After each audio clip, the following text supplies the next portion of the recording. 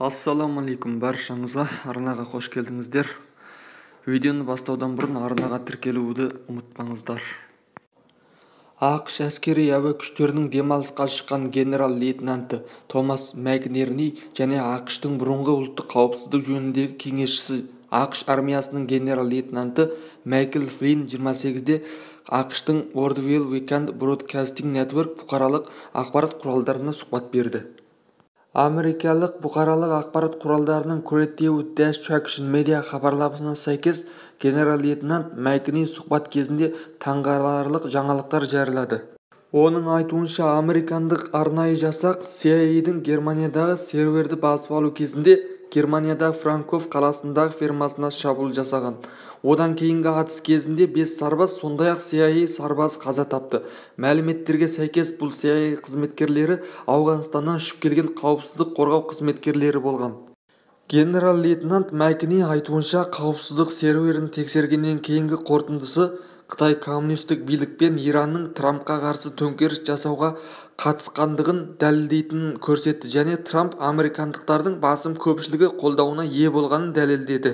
Макнерни бұл адамдар сатқындық жасады деп мәлімдеді. Ол президент Трамптан сатқындық қылмыстық істер анықталғанға дейін қызметінен кетпеуін өтінді. Өйткені ақш мемлекеттік қауіпсіздігіне қауіп төніп тұр деді. Макнерни сондай-ақ президент Трамптың сайлауда алаяқтық болатынын біледі деп санайтынын, сондықтан ол ақштағы сайлауға араласқаны үшін шетелдік күштерге санкция салу туралы алдын ала бұйрық шығарғанын айтты. Макнерни Вьетнам соғыс кезінде әуе қозғалысын басқарушы және ұшқыш болған. 4 реткі соғыс майданында жалпы 407 рет жауынгерлік тапсырманы орындаған. Мәліметтерге сәйкес, ақш армиясы мен барлау саласында берік негізі бар генерал Флинн президент Трампқа көмектесу үшін барлау операцияға қатысқан. Генерал Макнерни бірнеше рет сұмдық жаңалықтарды әшкерледі. Сайлауға 2 күн қалғанда, яғни 1 қарашада Distribute News ақпараттық желісінде қызыл ескерту атты мақала жариялады. Онда Демократиялық партия мен CIA келісіп, Пенсильвания мен басқа да штаттарындағы дауыс беру нәтижелерін алаяқтық жасап өзгертті деп айыптады. Мақалада генерал Макнернидің Демократиялық партия мен CIA сайлаудың нәтижелерін өзгерту үшін электрон дауыс беру машиналарына қосымша аппарат орнатқан туралы ескерту жарияланды.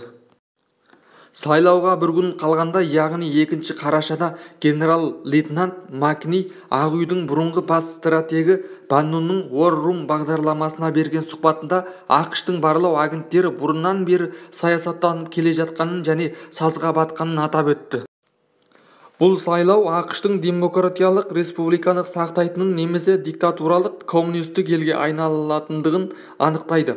Трамп ұтылса, бұл Америка тарихындағы соңғы еркін сайлау болады.